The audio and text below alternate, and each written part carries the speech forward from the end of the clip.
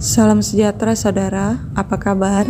Meski hidup tak selalu sehat ataupun senang, semoga pengharapan iman kita kepada Tuhan tetap kuat dan bertahan. Di hari Minggu tanggal 16 Januari tahun 2022 ini, selamat bagi William Sitorus, Ibu Hosiana Sembiring, Kesha Tana, dan Lucky Naibaho yang merayakan hidup dalam anugerah pertambahan usia lahir. Kiranya kasih Tuhan menyempurnakan sukacita saudara. Untuk firman Tuhan yang sebentar lagi kita renungkan bersama, mari saudara kita berdoa.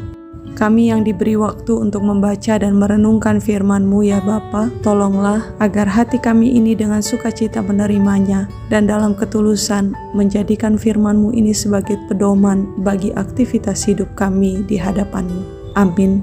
Injil Matius pasal 5 ayat 1 hingga 4 menyatakan, ketika Yesus melihat orang banyak itu, naiklah ia ke atas bukit dan setelah ia duduk, datanglah murid-muridnya kepadanya. Maka Yesus pun mulai berbicara dan mengajar mereka, katanya, berbahagialah orang yang miskin di hadapan Allah, karena merekalah yang empunya kerajaan sorga. Berbahagialah orang yang berduka cita, karena mereka akan dihibur. Demikian pembacaan Alkitab. Saudara yang Kristus kasihi, bagian firman Tuhan hari ini merupakan awal dari rangkaian pengajaran Yesus sebagai anak Allah, yang mana pengajaran Yesus nantinya akan banyak membicarakan tentang kerajaan Allah, serta bagaimana setiap orang percaya dapat mengalami kerajaan Allah. Yesus mengawalinya dengan ucapan bahagia, sebab untuk mengalami kerajaan Allah, manusia harus terlebih dahulu merasakan sebuah kebahagiaan batin yang menetap. Dua hal, yakni miskin dan berduka cita, disorot sebagai bagian bagi manusia agar dapat merasakan kebahagiaan yang menetap itu. Mengapa miskin?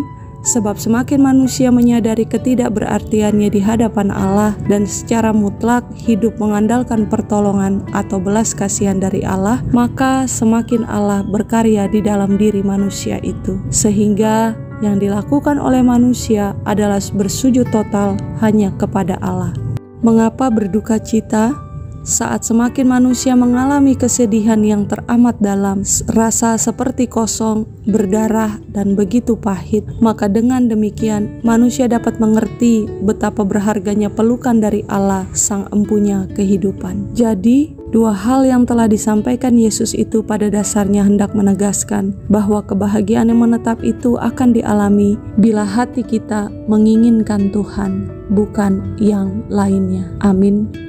Mari saudara kita berdoa.